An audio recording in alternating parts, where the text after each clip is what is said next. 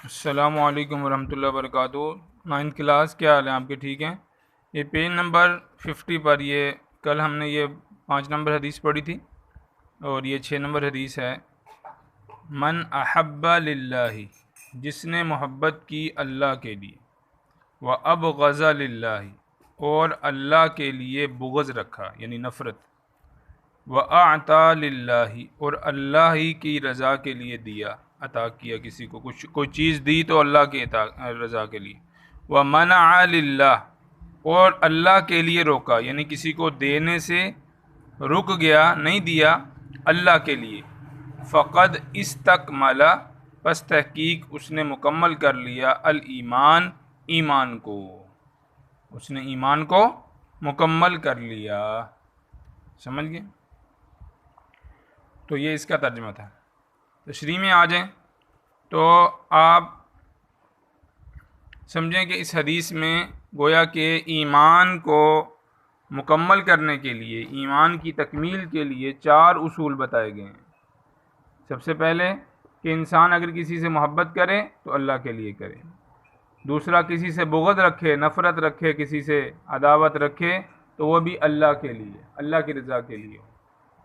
اور اس طرح کسی کو کچھ عطا کرے، کوئی چیز دے، کوئی پیسے دے، کوئی رقم دے، کوئی تعاون کرے، ٹھیک ہے، یا کوئی چیز دے، ہدیہ کے طور پر دے یا ویسے دے، تو وہ اللہ کے لیے دے۔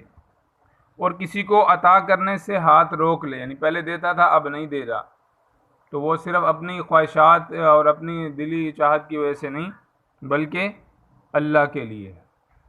کوئی وجہ بن گئی ایسی کہ اللہ تعالیٰ ناراض ہوتے ہیں اس کو دینے سے، تو وہ کسی کو دینے سے رک گیا تو وہ بھی اللہ کے لیے، تو اس نے اپنے ایمان کو مکمل کر لیا۔ تو حضور صلی اللہ علیہ وسلم نے گویا کہ ان 4 اعمال کرنے والے کے بارے میں فرمایا کہ اس نے اپنے ایمان کو مکمل کر لیا۔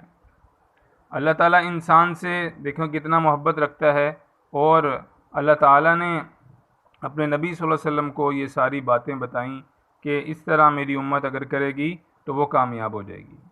سمجھ گئے؟ تو یہاں پر اللہ کے نبی صلی اللہ علیہ وسلم کی حدیث ہے یہ، تو حضور صلی اللہ علیہ وسلم نے بھی بتا دیا کہ اللہ تعالیٰ تمام محبت کا، تمام محبتوں کا، تمام جو ہے وہ الفتوں کا جو مین مرکز ہے وہ اللہ تعالیٰ کی ذات ہے۔ یعنی اللہ تعالیٰ کو اپنا جو ہے وہ مقصود بنائے، کسی کو دے رہا ہے، کسی سے روک رہا ہے، کسی سے محبت کر رہا ہے، تو ساری چیزوں کا پیچھے جو مرکز ہے اور مقصد ہے وہ کیا ہے؟ اللہ تعالیٰ کی ذات ہے۔ سمجھ گئے؟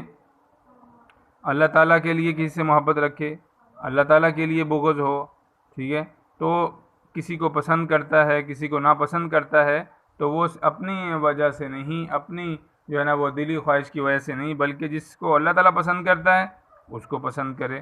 جس سے اللہ تعالیٰ مثلا سرکش ہے، کوئی ظالم ہے، کوئی چور ہے، اس سے اگر بغض رکھتا ہے تو اللہ کے لیے، کیونکہ اللہ تعالیٰ اس کو پسند نہیں کرتے۔ سمجھ گئے؟ تو اسی طرح کسی کو کوئی جو ہے نا وہ ہدیہ دینا ہے یا مال دینا ہے، تو اس کی بنیاد بھی جو ہے وہ صرف یہ ہو کہ میں اللہ کے لیے دے رہا ہوں، اس کو ریاکاری نہ ہو، اس کے اندر دکھاوا نہ ہو۔ سمجھ گئے؟ کوئی اور دنیاوی غرض نہ ہو کہ یہ مجھے میرے بارے میں بہت اچھا گمان رکھے گا کہ اور اگر کسی سے ہاتھ روک رہا ہے، نہیں دے رہا کسی کو، تو وہ بھی اللہ کے لیے۔ سمجھ گئے؟ تو وہ آدمی، ایسا آدمی، اس نے اپنے ایمان کو مکمل کر لیا۔ تو یہ حدیث کا ترجمہ ہے اور تشریح یہ آپ نے اچھی طرح جو ہے وہ یاد کر لینا، ٹھیک ہے؟ السلام علیکم۔